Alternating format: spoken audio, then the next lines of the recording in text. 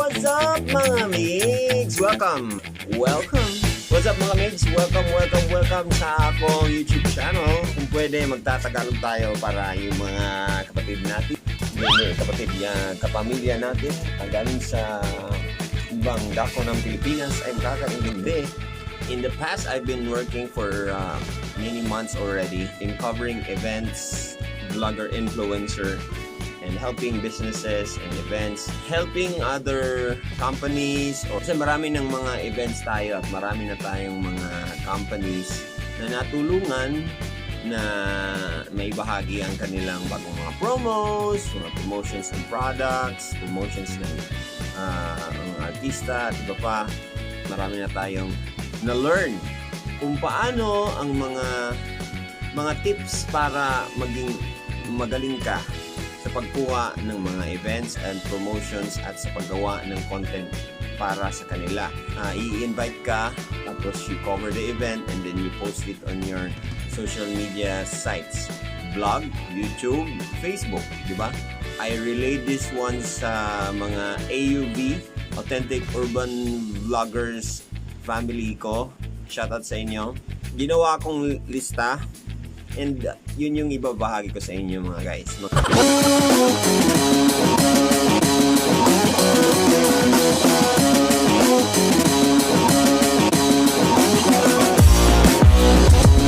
So this is a situation. Naging part ka ng mga vloggers or social media influencers na invite nila.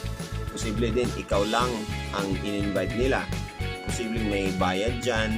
At kung wala naman, kailangan din ipakita mo rin kung gaano ka kagaling for future deals and for future invites. More businessmen will recognize you and they would see your potential to be part of the social media, influencers.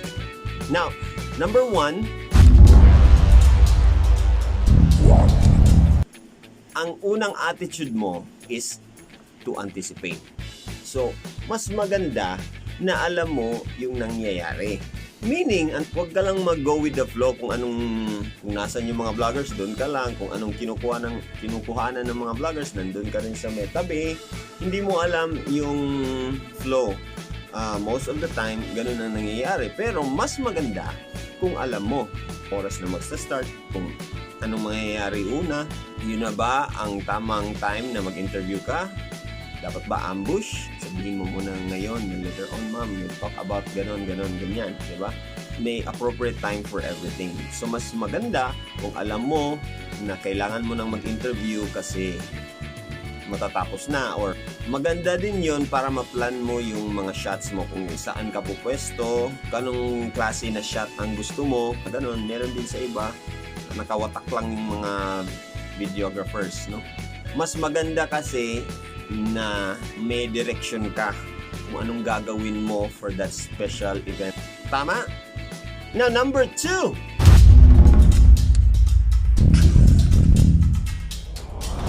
This is number 2. Emphasize important facts. Yung mga importanteng detalye na gusto ng kliyente na ma-mention mo or mailagay mo sa iyong vlog or promo. Converse with the client, the marketing team. Ano ba yung promo? Ano bang dapat namin ipalabas? Ano ba yung importante? Is it the address? Is it the promo? Is it the special ingredients sa product? Is it the website? Anong aim ng vlog ko? Parang ganun. Para malaman yung mga yun, kailangan mong itanong. Don't pretend na alam mo lahat. So, safe ka na pag na-cover mo na yun, di ba? So, sure ka na happy na yung client mo. Number 3,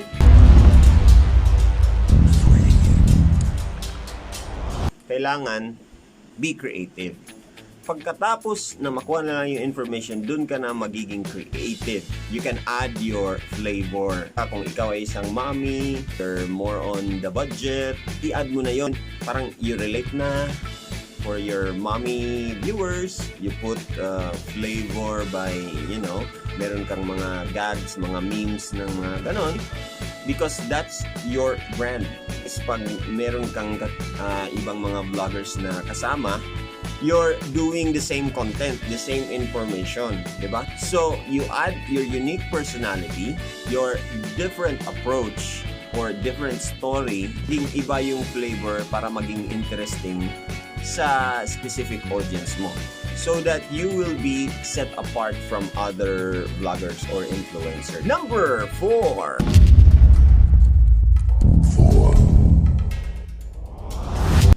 Information is the key. Paano? You are not just there para mag-enjoy lang. You are not just there to be a guest or the guest of honor, you know. You are there to cover. Learn from details, yung mga sinasabi ng speaker. Hindi natin alam na may sinabi pala yung speaker or yung client na sa speech niya na importante. Sana na-include mo yon kung importante yon.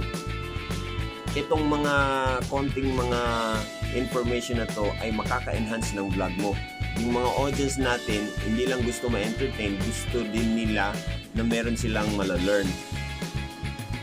At mas maganda kung yung knowledge na yun ay sa iyong vlog lang nila nakita. Yung mga nakukuha mo ng mga detalye, pwede mo ring gamitin sa sarili mo. Baka mag-venture ka ng business na ganyan next time, posibleng makatulong sa iyong future business din.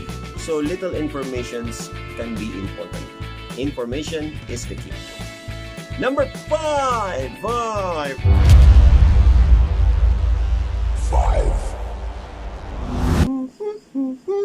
Number 5, be friends with the client. Be friends with the staff. You are an influencer, so doon nakikita yung attitude mo. Hindi naman sa pagiging sip-sip, but you have to learn yung makibagay, yung makisama, di ba? Hindi porket sikat ka na, so anong masasabi sa iyo ng mga staff at client, posibleng makakasira ng image mo or makatulong sa iyo. So be good to everyone even if it is hard. Your attitude will bring you miles ahead from others. Meron ding mga influencers na may konting mga reklamo yung mga clients. Do not be like them. And also, pag ikaw medyo shy ka mag-ask ng question, ganun, you have to try to show confidence para yung mga clients mo merong confidence din na you will do the task. You are matured enough to handle the task na kailangan mong i-produce para sa kanila. But, at the opposite end, huwag ka rin maging entitled na parang bragging ka na ako dito. You need special treatment, parang magiging demanding ka na. Naisip natin, kailangan nila tayo. Pero, at the end of the day, sila pala yung kailangan natin. In the future, kasi meron silang network din na mga owners, baka pagchismisan ka, na ganyan ka, your reputation is at stake also. Number 6. I mean 6. Learn from other influencers. Okay, nakikita na natin, meron tayong mga idol dyan, pero hindi naman natin magagawa yung ginagawa din nila. Pero you have to learn. Lalo na pag nasa event ka tapos nakikita mo meron ding ibang vlogger mas matindi pa, mas magaling pa sa atin. For example, may photographer doon, pwede mong i-observe siya paano niya kinuha yung mga shots. Tingnan mo kung ano yung mga ethics nila, meron ba silang ginawa na technique. So you can learn from them by observing. And also, makikita mo yung ibang influencers kung ano ang suot nila. Dapat low profile ba? Or dapat bongga ba? Extravagant ba yung suot mo? Kung formal yung event, formal. Kahit magaling ka na, there's always room for improvement. So you hone your talent so you can be the best on your craft. Number 7. Be punctual. Okay? Be on time. Personally, I'm struggling with that. Nahuhuli ako. Pero minsan, nauuna naman. You have to balance that and you have to manage that aspect. Kakaya pag tatawag na yung client, nasaan na kayo? Diba? Hinahanap ka na. So be on time, wag kang magpa-importante. Kasi part na rin yan ng attitude natin, ang pagiging punctual, yung professionalism. Mas maganda kasi pag nauna ka, kasi you can plan your shots, alam mo kung saan ka pupwesto, tapos makakatanong ka pa sa mga preparations ng mga staff. Meron ka pang pwedeng matanong. Maraming advantages. The early bird catches early baron. Number 8. Number 8. Produce your content with pride. Dapat proud ka. Dapat ito yung best mo na mabibigay sa client. The client is expecting to benefit from hiring you. Mas maganda rin pag mabilis mong ma-edit, mabilis mong ma-produce. Mas maganda rin kapag meron kang ginawa doon na magugustuhan nila. The information is there. Minsan din, yung mga unexpected nila na ikaw ang nag-initiate, nandun. Magiging amazed sila sa video mo because you did your best.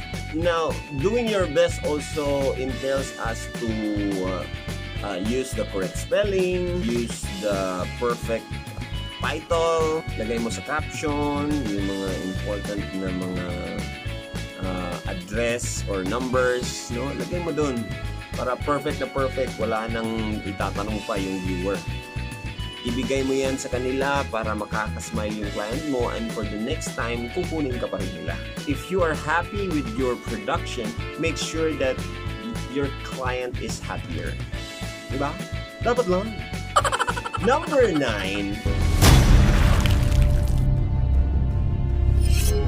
Ito yung nakakalimutan natin. Number 9 is take pictures. Medyo minimal lang ito, pero sometimes nakakalimutan ko na mag-take ng pictures para sa thumbnail. Minsan nakakalimutan ko mag-take ng pictures sa food para sa aking Facebook na mga posts or Instagram, kasi video lang tayo ng video. Kung sa menu mayroon kang picture niyan, di pwede mo yung magiging reference.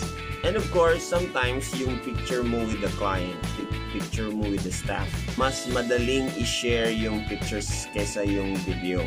Tama? Advantage ito sa mga vloggers. Yung dapat kaya din natin gumawa ng mga articles. Mas nakaka-advantage yun kung alam mo yung vlog, tapos alam mo rin ang pag-vlog sa pag-video, paggawa ng video, edi mas mas nakakaangat ka sa kanila. Now, lastly, number 10. Represent your brand properly, your image. Kasi kung ano yung pinoproject mo sa channel mo, kung ano ka talaga, yun yung image mo, yun yung nagugustuhan ng tao. Tapos kung ano yung pinapakita mo, iba't ibang klase ng tao din yan. Posibleng millennials lang, posibleng mga mommies lang, mga kriminal. Depende sa demographics mo. You have to represent that on your blog. Doon yung papasok yung own flavor mo. Dapat alam mo kasi yung audience mo. Kasi baka pangmasa ka, tapos yung product na yan ay pang high-end. So, posibleng yung mga viewers mo ay magko-comment ng bad kasi mahal. Malulungkot si client. Diba? Pag ganun, pag nakikita yun, social media yan. So, it is better to make it appropriate for your audience. Now, bago ka i-hire, mas maganda na sabihin mo sa iyong client na kung ano yung demographics mo. Ito ba yung mga nanay? Ito ba yung mga millennials? Ito ba yung masa? Ito ba yung high-end? Sabihin mo sa kanya para alam niya. Diba? Mas mabuting ilatag mo yung baraha mo na ganito kasi yung audience ko. Mas maganda yon pag napag-usapan nyo yung demographics mo, yung market mo. Pero minsan naman, nahahanapan mo ng solusyon. Di ba? So, you can move around with it. So, that's it mga migs. Yun lang muna ang top 10 natin na mga tips for covering events as a vlogger, as a YouTuber, as a influencer, it is good na malaman natin yan para ma-practice natin, and gusto lang naman natin na satisfied tayo and magiging malaki yung compensation natin at satisfied din yung clients, lalong-lalo na yung clients. Kayo, meron ba kayong mga tips dyan para sa kapwa vloggers natin? Meron ba kayong naisip na idagdag? Please comment down below, okay? Huwag kayong mahiya, and then let's learn from each other. Nandito lang ako. If you haven't subscribed yet, if you are new to my channel, please consider subscribing. Click the bell notification para ma-notified ka ng mga bago nating mga videos dyan. So, see you on the next one, guys. Bye-bye!